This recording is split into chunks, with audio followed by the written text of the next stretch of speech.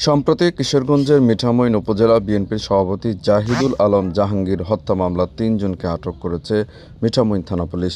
আটক ব্যক্তিদের মধ্যে রয়েছে লক্ষ্মীপুরের রামগঞ্জ উপজেলার দুধরাজপুর এলাকার মোহাম্মদ মহিন উদ্দিন এবং নাগমুদ মধ্যপাড়া এলাকার মোহাম্মদ শাকিল হোসেন শাহীন। পুলিশ জানায়, বুধবার রাতে মিঠামইন সদর এলাকার জাহাঙ্গীরের ওপর হামলার ঘটনা ঘটে। পরে চিকিৎসাধীন অবস্থায় তার মৃত্যু হয়। ঘটনার পর অভিযান চালিয়ে ৩ জনকে আটক করা হয়। পুলিশ সুপার মোহাম্মদ মিজানুর রহমান বলেন, হত্যাকাণ্ডের প্রকৃত রহস্য উদ্ঘাটনের তদন্ত চলছে এবং প্রাথমিকভাবে আটক ব্যক্তিদের বিষয়ে বিভিন্ন তথ্য যাচাই বাছাই করা হচ্ছে।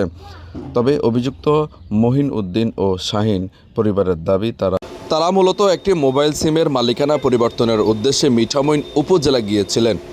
এ বিষয়ে প্রয়োজনীয় প্রক্রিয়ায় অংশ হিসেবে গত ১১ জুলাই মিঠামইন উপজেলার বাসিন্দা সাগরের নামে সিমটি উত্তোলনের লক্ষ্যে রায়পুর থানায় একটি সাধারণ ডায়েরি করেন মহিনের খালাতো ভাই সালমান ফার্সি। পরিবারের ভাষ্য, ওই কাজের সূত্রেই তারা মিঠামইন গিয়েছিলেন এবং হত্যাকাণ্ডের সঙ্গে তাদের কোনো সম্পৃক্ততা নেই। তাদের দাবি, ঘটনার সময় তারা ঘটনাস্থলেও ছিলেন না। স্বজনরা আরও জানান, হত্যাকাণ্ডের সময় ঘটনাস্থলে মূল আসামি ছাড়া অন্য কেউ উপস্থিত ছিলেন না। তাদের দাবি, মঈন ও শাহীনকে ঘটনার বিষয়ে জিজ্ঞাসাবাদের জন্য আটক করা হলেও তারা নির্দোষ। মঈনের মা, বাবা, স্ত্রী ও বোনসহ পরিবারের সদস্যরা এবং স্থানীয় গ্রামবাসীদের সুষ্ঠু ও নিরপেক্ষ তদন্তের মাধ্যমে প্রকৃত সত্য উদ্ঘাটনের আহ্বান জানিয়েছেন। এরই সঙ্গে মহিন উদ্দিন ও শাহীন হোসেন শাহীনের নিঃশর্ত মুক্তির দাবি জানান তারা। এদিকে আলোচিত সে হত্যাকাণ্ডের প্রকৃত কারণ ও জড়িতদের শনাক্তে তদন্তে অব্যাহত রয়েছে বলে জানিয়েছেন জেলা পুলিশ। একজন মানুষে পাইছে যে আসামি তারে পাইছে, আমার বাইরেও ওখানে দোয়া সোয়া পায়নি, কিন্তু হেরা কইতেছে যে আমার ভাই আসামি, আমার ভাই খুন করছে। আমরা এখন আমার ভাইয়ের নিঃশর্ত ভাবে মুক্তি চাই। আমার বাইরে ওখানে আটকে রাখছে, আমাদের সাথে কোনোভাবে যোগাযোগ করতে দিতেছে না। মনের বিষয়ে কিছু শুনছেন? কিছু শুনছি। আচ্ছা, এটা কি ময়ের আমার ভাতিজা হয়, ভালো ছেলে, এরকম না কাজ কখনো হয় নাই দেশে। আর আমরা সে ভালো ছেলে, এটা জানি এরকম না কাজ কখনো দেশে বা কোনো লোকে বলতে পারবে না। আপনার আপনার আপনার ইয়ে কি, আপনি কি চান আসলে? মনের কি মুক্তি চান? হ্যাঁ, আমার ছেলে গত 2 বছর আগে সর্দি আকামা ছিল না, ধরাকারি বাড়ি চলে আইছি। আসার পরে আমার ছেলে সুন্দর চলে, আমরা সুন্দর চলি ছেলের সাথে।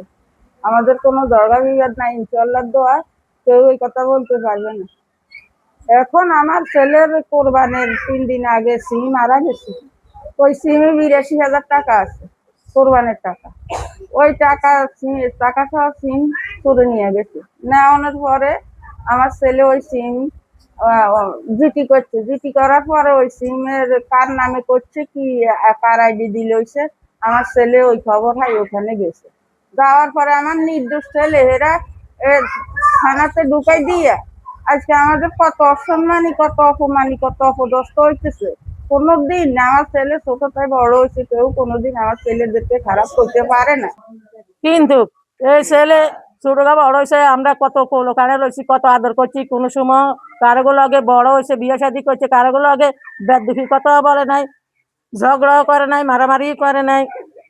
শুনছি আরে ইয়া করছে, মোবাইলের সিম খোঁজ পাইছে, এটা শুনি হে বুধবারে গেছে। এটা সন্দেহ করি হেরে অনেক আটক করছে। আমরা শুধু মুক্তি চাই, এর মার করে যান ফিরে যায়। আসসালামু আলাইকুম, আমি মহিনের চাচি। আমার ছেলে কোনোদিন কোনো খারাপ কাজ, কোনো খারাপ হতে বেড়ায় না, বেড়াতে চলে না, যায় না। আমার ছোট কা বড় হয়েছে, আমাকে হাতের দেখল হে সবসময় আমাকে শ্রদ্ধা করতো চাচি হিসাবে। আজ আমরা হে বাড়িতে আছি, 2 বছর হয়েছে, কোনোদিন আমার ঘর থেকে বাইরে হয় না, কোনো খারাপ কথা কয় না, কোনো কিছুই করে না। আমরা যেভাবে আমরা মহিনের মুক্তি চাই। আমাদেরকে বলতেছে ওরা বাইরে যাবে নি, কিশোরগঞ্জের বাইরে যাবো, বাইরে যে সিমের টাকার উদ্দেশ্যে ওটার নামে একটা জিটি করছি। ভাই এখন সিম মোবাইলের খবর পাইছি, সিমের টাকা দিয়ে আসছি, ওর সাথে যোগাযোগ হয়েছে, আমরা যাই, আমার টাকাটা উঠেই ওখান থেকে আবার চলে যাই। তখন আমি বলছি যে না ভাই, আমার দোকান আছে, আমি যাইতাম না এইভাবে। কিন্তু ওখানে যাওয়ার পরে যে এখন যে একটা উঠছে, কিন্তু এটা সম্পূর্ণ ইয়াতে সন্দেহজনক ভাবে আমার মনে হয় ধরা হয়েছে, তবে ভাই কিন্তু এরকম কাজ করবো না। এবং দুপুর 1টা পর্যন্ত রানিং, একটু পরপরই আমি কল দিয়েছি, আমার সাথে কন্টিনিউ কথা হয়েছে। হওয়ার পরে ইভেন রাত্রে যখন ঘটনাটা আমরা জানতে পারি, তার আগে রাত্রে মেবি রাত্রে আমার সাথে 10:48 ওনার কথা হয়েছে। তারপর থেকে ওনার সাথে আমার যোগাযোগ বিচ্ছিন্ন হয়ে গেছে। তারপর আগামীকাল তারপরের দিন 11:20-এর দিকে আমরা যখন নিউজে জানতে পারি এই ঘটনা, ইন টোটাল তার সাথে আমার যোগাযোগ হয়নি। আমার অনেক আমি টেনশনে, উনি যার এখানে গিয়েছে সাগর, তাকে আমি কল করি, সেও নাকি কোনো খোঁজ দিতে পারে না। কেমন কি আমার হাজবেন্ড ঘুরতে যাওয়ার আমাকে বলে গেছে ওখানে যাচ্ছি আমি, ঘুরতে গেছে যাওয়ার, এইটা কোন ধরনের নিউজ? তার উদ্দেশ্য নিয়ে যাওয়ার পরে এরকম একটা আমার হাজবেন্ডকে ওখানে নিয়ে যে ওনাদেরকে ফাঁসানো হয়েছে বলে গেছে সাগর। এবং ইভেন তার নাম্বারও আমাকে দিছে স্ক্রিনশট দিয়ে উনি আমাকে দিয়েছে যে আমি এমুক সাগরের সাথে এখানে যাব। আমি বলছি যে আমি অনেকবার না করেছি যে এত দূরে যাওয়ার দরকার নেই, বলতেছে যে না আমার ভাই ব্রাদার মানুষ, সমস্যা নেই, যাবো। আমার হাজবেন্ডকে ওখানে ওনারা নিয়ে গেছে। তারপরে হঠাৎ করে ওনার সাথে আমার যোগাযোগ বিচ্ছিন্ন। তারপরে সকালবেলা আমি নিউজে দেখি যে আমার হাজবেন্ড গ্রেফতার হয়েছে।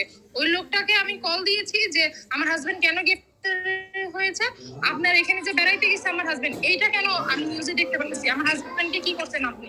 পরে উনি আমাকে বলতেছে আমাকে কল দিবেন না, আমার সাথে কোনো যোগাযোগ করবেন না, আমি এসবের মধ্যে নাই, আমি নাই আমার হাজবেন্ড আপনার এখানে বেড়াতে যে এইটা কোন কাহিনীর মধ্যে আপনি আমার হাজবেন্ডকে ফাঁসাই দিচ্ছেন।